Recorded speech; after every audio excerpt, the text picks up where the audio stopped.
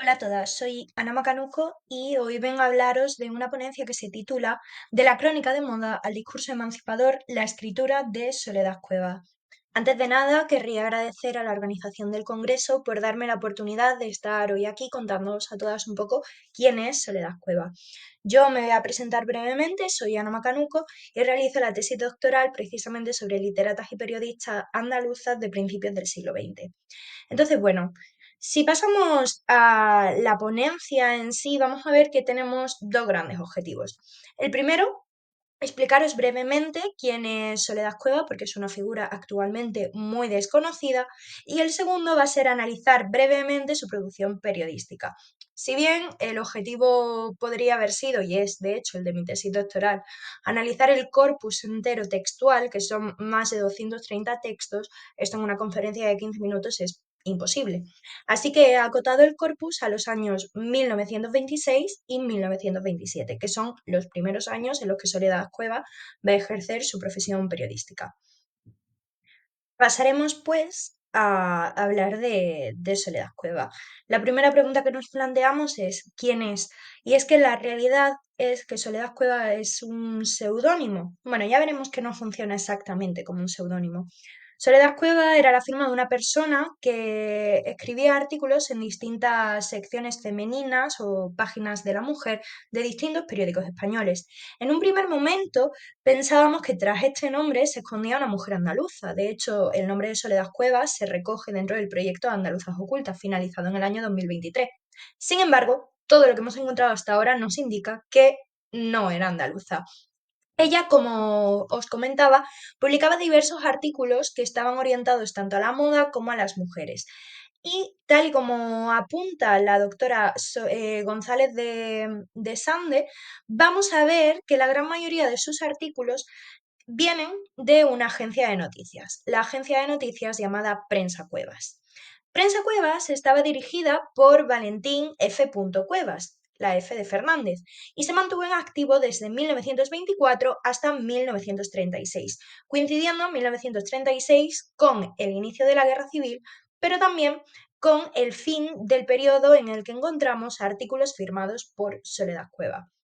Como decía la doctora González de Sande, que tiene una edición crítica maravillosa sobre los artículos de Soledad Cuevas publicados en el periódico malagueño La Unión Ilustrada, ella nos indica que desconocemos la identidad de Soledad, pero que todo parece indicar a que estaba vinculada a alguien de Prensa Cuevas.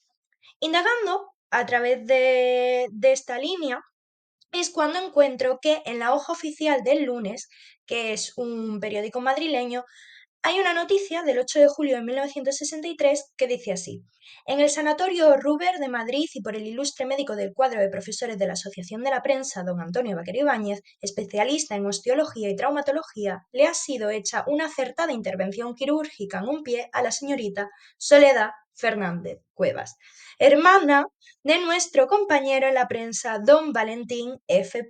Cuevas. En este momento se disparan todas las alarmas porque es demasiada casualidad que el director de Prensa Cuevas tenga precisamente una hermana que se llame Soledad. Y es entonces cuando comienza a buscar y a reconstruir el árbol genealógico de los Fernández Cueva, el cual os dejo por aquí. Como podéis ver, señalada en rojo está Soledad. Todos los demás son o bien sobrinos nietos con los que he ido contactando de una forma u otra y he tenido la suerte de que gran cantidad de ellos ha estado dispuesto a hablar conmigo y a darme su testimonio de cómo eran tanto Soledad como Valentín. Así que bueno, algunos detalles que quiero matizar brevemente es que tal y como estáis viendo en el árbol genealógico, ni Bienvenido, ni Valentín, ni Soledad se casaron nunca ni tuvieron hijos. En el caso de Bienvenido, que era el hermano pequeño, fue por motivos de salud mental. Él vivió en un psiquiátrico y fue de hecho uno de los primeros hermanos en morir. En el caso de Valentín y de Soledad, sabemos que ellos dos vivieron juntos con su madre Apolonia, en la cual tengo una fotografía que ahora os voy a enseñar, y que vivieron juntos toda su vida hasta el final de la vida de Soledad, y Valentín era homosexual. No reconocido públicamente, esto me lo han comentado los familiares, pero claro, es interesante pensar en Soledad viviendo con su hermano, también periodista, homosexual y tan solo con su madre. Simplemente son datos que querría dejar por aquí. Esta es la fotografía que os comento, que me la ha facilitado la familia y que os voy a proyectar aquí mientras que os comento pues algunos datos obtenidos de estas entrevistas con los familiares. Lo primero y lo más relevante es que a todos los familiares les dejó en shock pensar que la tía abuela Soledad pudiera escribir, mucho más que lo hiciera sobre moda y sobre la cuestión femenina. Si bien esto no es un caso aislado de que una mujer escritora guarde en secreto esta faceta de su vida, eh, sí que es conveniente tener en cuenta que llama la atención de que su familia no sospechaba nada. Todos los sobrinos nietos recuerdan a Soledad simplemente como una mujer afable y de vida muy sencilla. No la recuerdan escribiendo, ni mucho menos leyendo.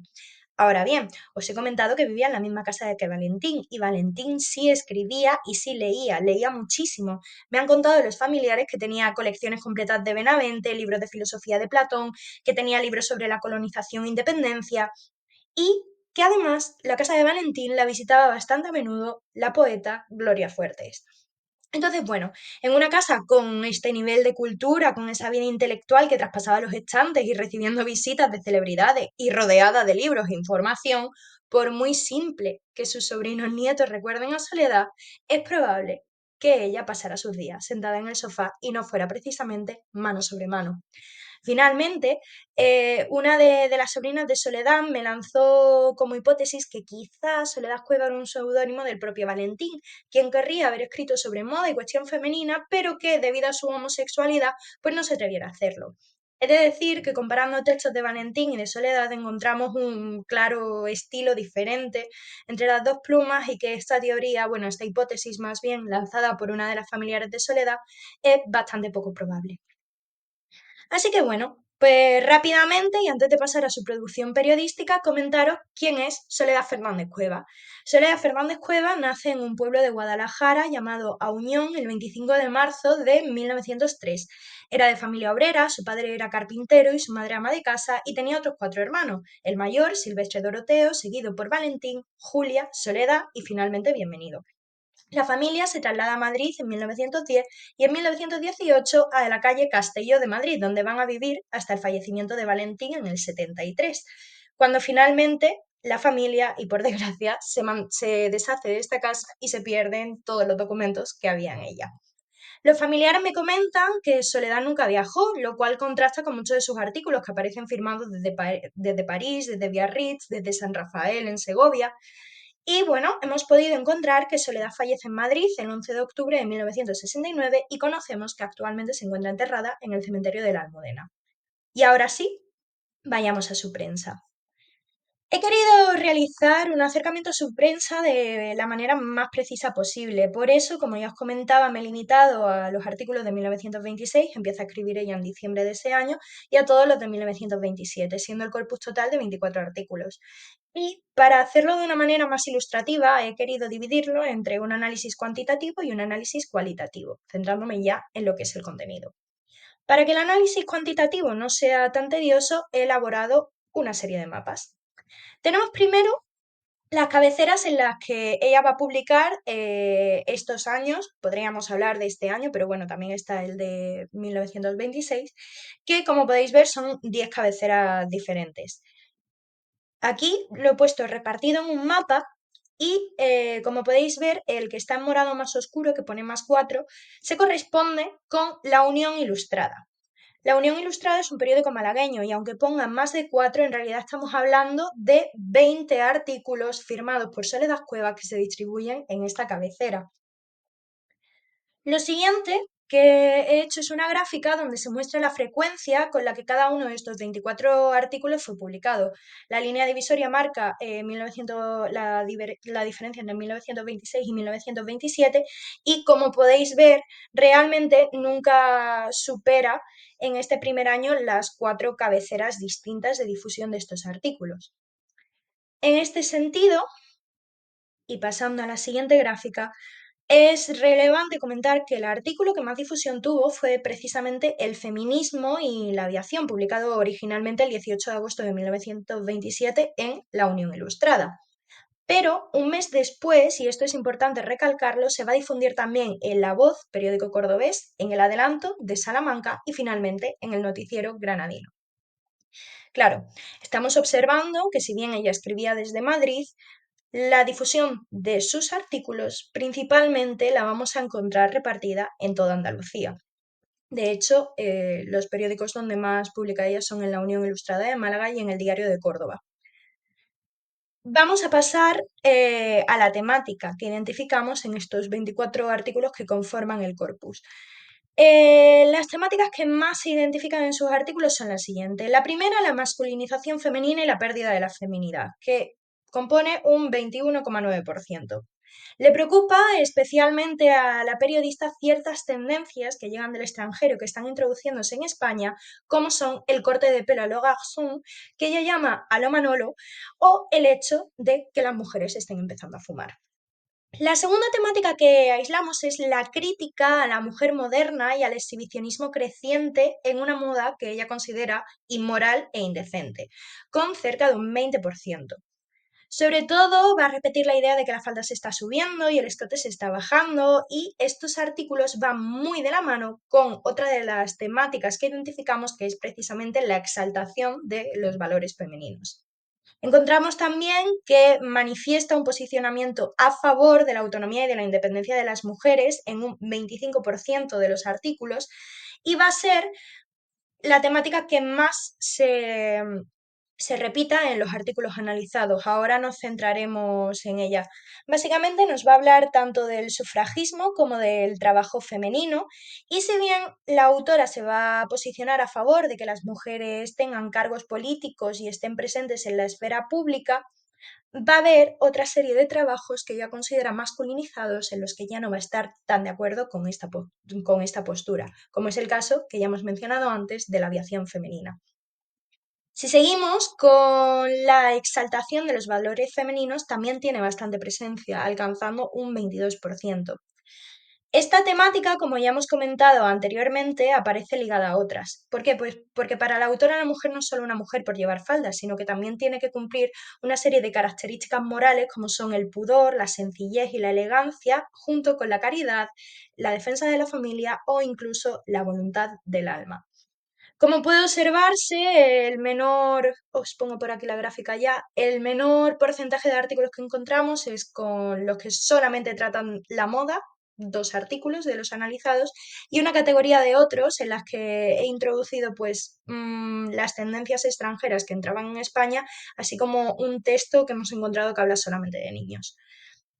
Pasando ya rapidísimamente a la ideología, vamos a ver cómo esta temática es la que más se repite en sus artículos. ¿Por qué? Porque para ella la reivindicación de las mujeres en la esfera pública, ya sea defendiendo el derecho o el derecho a trabajar o el voto femenino, es una cuestión que está presente no solo en 1927, sino también en los años posteriores, pero de una manera transversal. En este marco vamos a observar una ruptura con lo que era ese ideal cristiano de la mujer, esa exaltación de los valores femeninos, y vamos a observar cómo se genera, digamos, una dualidad que no es solo exclusiva de esta periodista, está presente en muchas otras periodistas de la época. En los artículos de Soledad vamos a observar un claro posicionamiento a favor de que las mujeres trabajen en el ámbito público, animándolas a ocupar ministerios, estudiar en universidades, participar en la Asamblea Nacional, pero es una visión que no está exenta del binarismo de género. Entonces ella va a hacer patente también que hay ciertos trabajos masculinos, como el del campo o la aviación, que la mujer no debería realizar. Respecto al sufragio, se va a mostrar también en una postura a favor del voto femenino, totalmente. Eso sí, desde una perspectiva conservadora. Los textos de Soledad Cueva, como hemos visto, van a estar repletos de contradicciones. Su posicionamiento respecto al feminismo en la mitad de las veces en contra y en la mitad a favor. Así hallamos en sus artículos una visión de las mujeres masculinizadas, como puede ser con frases del tipo el prototipo del feminismo moderno de club y de cabaret, pero esas feministas se ven despreciadas por otros seres, a la vez que vemos cómo dice que la dictadura de Primo de Rivera ha hecho un gran favor al feminismo, como si fuera algo positivo. Ella estaba a favor del régimen de Primo de Rivera, pero insistimos en que esta dualidad y esta contradicción es característica de las autoras de esta época. Cabe señalar también, y ya para concluir, que el análisis de Soledad Cueva nos reafirma la hipótesis que ya existe entre las periodistas de la Edad de Plata y nos permite hablar de dos conclusiones. La primera es que estos resultados no podrían interpretarse con coherencia sin una perspectiva de género que nos permita comprender a la autora en esta dualidad. En este sentido, vamos a observar contradicciones marcadas en su posicionamiento ideológico, siendo la autora mayoritariamente conservadora, pero también moderna, y mostrando en un 25% de las ocasiones una postura ambivalente hacia la situación político-social de la época. En concreto, y como hemos adelantado en el análisis, su postura respecto al feminismo es 50-50, 50 a favor, 50 en contra. Y la segunda es que esta dualidad expresada en sus textos sería imposible de comprender si no la enmarcásemos en un contexto como el de la España de principios del siglo XX, en el que convivían discursos biologicistas que abogaban precisamente por la reclusión de las mujeres al entorno doméstico y por la perpetuación de roles y valores femeninos tradicionales, junto a un entramado social constituido mayoritariamente por mujeres en los que comenzaban a formar parte de la vida pública, a formarse intelectualmente y a reflexionar sobre su propia condición, rechazando así una vida que había sido conquistada por los hombres y a la que ellas habían visto sometidas como esclavas. Y sin más, muchas gracias a todas, gracias por escucharme y por participar.